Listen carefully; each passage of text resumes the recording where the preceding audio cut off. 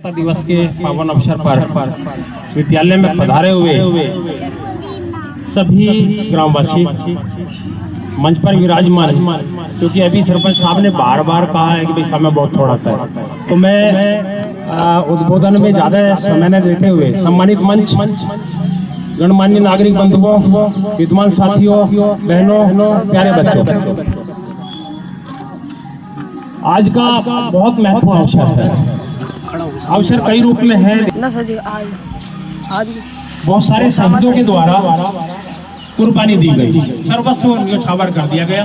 कुछ के नाम हम लोग लेते हैं, कुछ ऐसे भी नींव के पत्थर हैं जो कभी हमारे सामने, उनके नाम हमें नहीं पता, लेकिन उन्होंने सर्वस्व अर्पण कर दिया, तन मन धन। आज हम उन्हें अपने श्रद्धासुमन अर्पित करते हैं, उन्हें उनके ऊपर फख्र करते हैं। यदि वो हस्तियां ना होती तो शायद आज हम आज़ादी की हवा में सांस न लिए होते। मैं वो ज़्यादा समय उस संदर्भ में नहीं लूंगा, आप सब लोगों को विदित है। मैं सीधे सीधे कुछ विद्यालय के बारे में बात करना चाहूँगा। सबसे पहले मैं आप सभी का हार्दिक अभिनंदन, हार्दिक स्वागत करता हूँ। आज ये महत्वपूर्ण अवसर, इस अवसर पर आप भली प्रकार से, आपको मालूम है कि इस विद्यालय में जब मैंने पहले दिन प्रवेश किया तो शायद एक कुर्सी भी नहीं थी, कुछ नहीं था इस विद्यालय के अंदर। शायद मेरी जिंदगी का सबसे बुरा दिन था वो कि आज मैं सबसे सीनियर मोस्ट आदमी इस पूरे ब्लॉक का नहीं, कोटपुतली जिले का, आप लोगों के बीच में होते हुए भी एक ऐसा विद्यालय मिला जहाँ कुछ भी नहीं था। मन किया यार यह कहाँ ज्वाइन करना, कौन सी जगह है जहाँ ज्वाइन करेंगे। कुछ करने के लिए जगह तो हो, कुछ काम करने के लिए, हम तो काम करने के हिसाब से आए थे, लेकिन यहाँ कुछ भी नहीं था। फिर देखा कि शायद देखते हैं, कोशिश करते हैं, स्थान परिवर्तन तो कभी भी कराया जा सकता है। अनायास कुछ ऐसे कर्मठ लोग मिले जिन लोगों ने थोड़ा हौसला अफजाई की। मन में ख्याल एक ही रहा, मैं आपको थोड़ा सा समय लूंगा अपनी बात करने के लिए, क्योंकि मैं लगभग 1990 में लेक्चरशिप में आया, सीधे गजेटेड रैंक पर। उस समय बहुत लिमिटेड लोग थे, आरपीएससी का एग्जाम दिया, रिटन भी दिया और इंटरव्यू भी दिया। मैंने साइंस पढ़ाई, बायो पढ़ाई, 11वीं 12वीं के बच्चों को बहुत वर्षों तक पढ़ाया, लगभग 23.5 साल। और उस 23.5 साल में न जाने कितने बच्चे डॉक्टर्स बने, न जाने कितने बच्चे इंजीनियर्स बने, न जाने कितने प्रशासनिक अधिकारी बने, न जाने कितने जुडिशरी में गए। लेकिन कई बार बहुत बच्चे कमजोर आ गए। उन कमजोर बच्चों को देख करके तरस आता था, दुख होता था कि यार इन्हें अगर समय पर इनके ऊपर फोकस कर दिया गया होता तो आज ये कमजोर बच्चे महसूस ना होते। क्योंकि सडनली आप 11th में चाहो उनके अंदर एक डिजायरेबल चेंज करना, तो it is not possible at that particular time. तो मेरे मन में हमेशा से छोटे बच्चों के लिए भी काम करने की तमन्ना जगती थी। और उस समय चूंकि जो भी विद्यालय होते थे या तो 9th से होते थे या 6th से होते थे, तो छोटे बच्चों के साथ काम करने का मौका नहीं था। मन में आता था रिटायरमेंट के बाद किसी आश्रम से जुड़ूंगा जहाँ छोटे बच्चों के साथ कोई काम कर सकूँ, ऐसी किसी संस्था के अंदर जाऊंगा, कभी कभी अपना समय दूंगा फ्री ऑफ कॉस्ट, जहाँ मैं कुछ काम कर सकूँ। लेकिन सौभाग्य से कहिए, कुछ भी कह लीजिए, शायद ईश्वर ने मेरी प्रार्थना पहले स्वीकार की और प्रमोट होकर के जब मैं विद्यालय में गया तो वो 6ठी से था उस समय, लेकिन बाद में राज्य सरकारों ने 1ली क्लास से 5वीं क्लास भी विद्यालय के साथ जोड़ ली। मैं उन छोटे बच्चों के बीच में बैठता रहा, उन्हें जितनी भी कोशिश कर सकता था मैं करता रहा। आज आप लोगों के ज़्यादा समय उधर नहीं लूँगा, मैं वापस अपनी जगह पर आता हूँ। इस विद्यालय को संभालने में ये लास्ट है मेरा, बस न वक्त है। हाँ, आज मैं बड़े गर्व के साथ आप लोगों के सामने दावे के साथ कह सकता हूँ कि हमारे पास बेस्ट टीम है। बिल्डिंग कैसी है इससे कोई मतलब नहीं, लेकिन जो ड्यूटी काम करती है वो बेस्ट है। और इसलिए मैं उन सब लोगों को धन्यवाद देता हूँ, क्योंकि वो दिल से लगी हुई है। एक होता है जॉब तो बहुत सारे लोग करते हैं, आए ड्यूटी की, साइन की और अपना समय पास किया। समय पास करने नहीं, पसीने बहाते रहे, पंखे भी बाद में लगे, फिटिंग भी बाद में हुआ, लाइटिंग्स की बाद में व्यवस्था हुई, लेकिन तब तक वो पसीने बहाते रहे और लगातार काम करते रहे। देखिए बहुत छोटे छोटे बच्चे हैं, एक मन में भाव आता है। मैं आपको ईमानदारी से बात करता हूँ, जिन विद्यालयों में मैं पढ़ा हूँ, जो आज से आप लगा लीजिए स्टार्टिंग मेरी जो एजुकेशन की हुई है वो करीब 72-73 से हुई है। उस समय जो स्कूल थे वो आज नहीं है, बहुत इन्फीरियर क्वालिटी के स्कूल हैं। जहाँ मेरी आगे सेकेंडरी एजुकेशन हुई वो इतने अच्छे लेवल के थे, आज यूनिवर्सिटी भी नज़र नहीं आती। जहाँ मैं कॉलेज के अंदर गया वहाँ ऐसे प्रोफेसर थे जिनका वर्ल्ड लेवल पर नाम था। लेकिन बात वो है कि वो तो मेरे साथ थे, मेरी वो नॉलेज इन बच्चों के बीच में ट्रांसफर होगा। समय बदला है, खाली ब्लैक बोर्ड से काम नहीं चलेगा। इन छोटे बच्चों को मैं भाषण पिलाने लगूँ तो भाषण से इनका काम नहीं चलेगा। इनके साथ डांस भी करना पड़ेगा, इनके साथ गाना भी पड़ेगा, इनके साथ खेलना भी पड़ेगा। इनकी टेक्निक सिखाने की अलग है और टेक्नोलॉजी का युग है। हम चाहते हैं कि इस विद्यालय को उस बुलंदी पर पहुंचा दें जहां लोग अपने अपने बच्चों को पढ़ाने का सपना देखते हैं। आप केवल विश्वास कर सकते हैं। मैंने जब सरपंच साहब से मैं पहली बार मिला था, मैंने कहा था कि मैं अपनी पूरी क्षमता के साथ काम करूंगा और मैं आज दावे के साथ कह सकता हूं कि मैं 100% नहीं 110% अपनी कैपेसिटी के साथ काम कर रहा हूं। लेकिन उतने से काम नहीं चलेगा। जो चीज धन से काम होगा वो धन से होगा, जो श्रम से काम होगा वो श्रम से होगा। बहुत सारे लोग हमें सेवाएं देते हैं।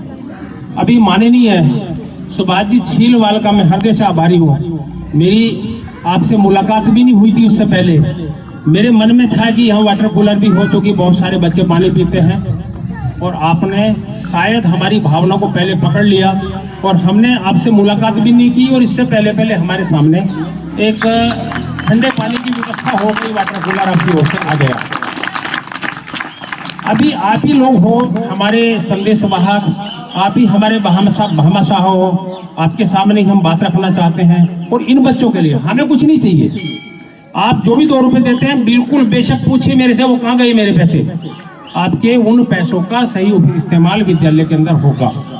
अभी मेरा कुछ चीजें और मैं चाहता हूँ जिन इन बच्चों के लिए एक क्वालिटेटिव एजुकेशन।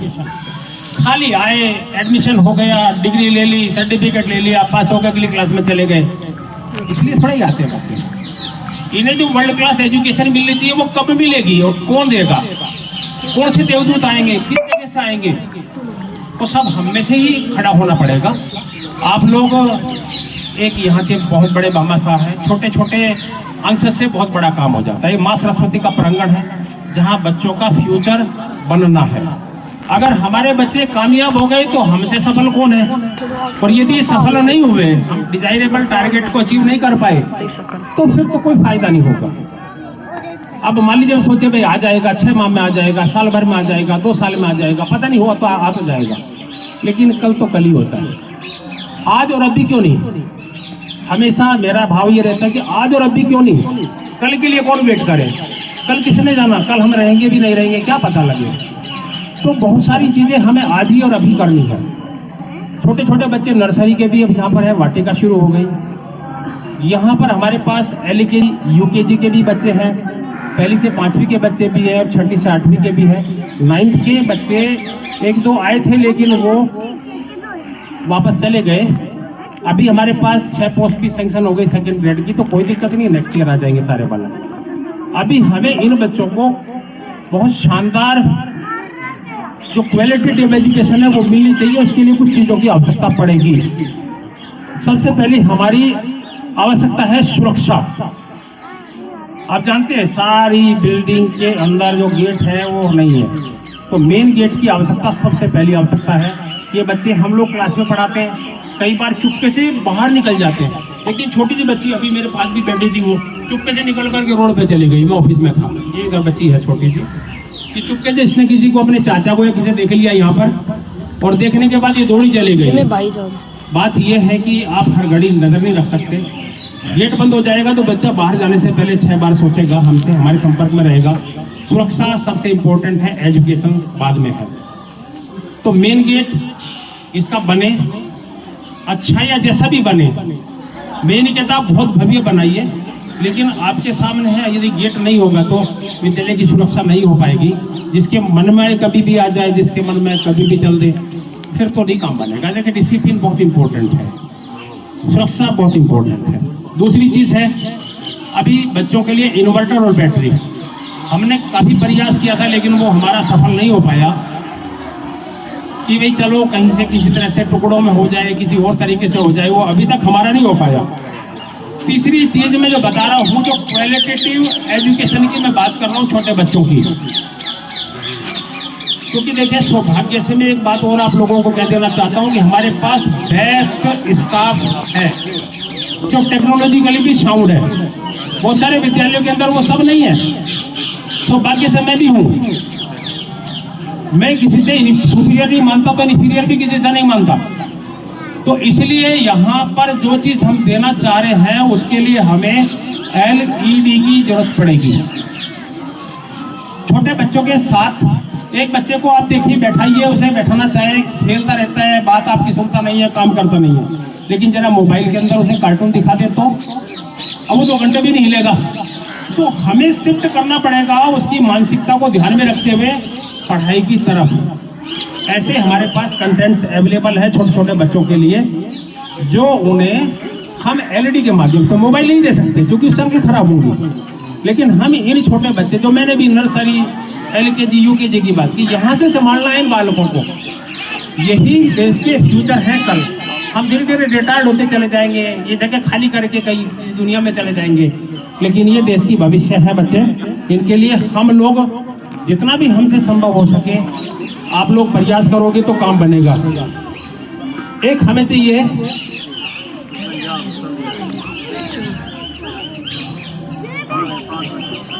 चाह रहा था, हालांकि पानी अभी बाहर से आता है, बाहर से कनेक्टेड है टंकी, और हमारे सरपंच साहब की मदद से, मैं दोबारा फिर कहता हूँ, मेरे जरा से निवेदन पर आपने टंकी बना दी।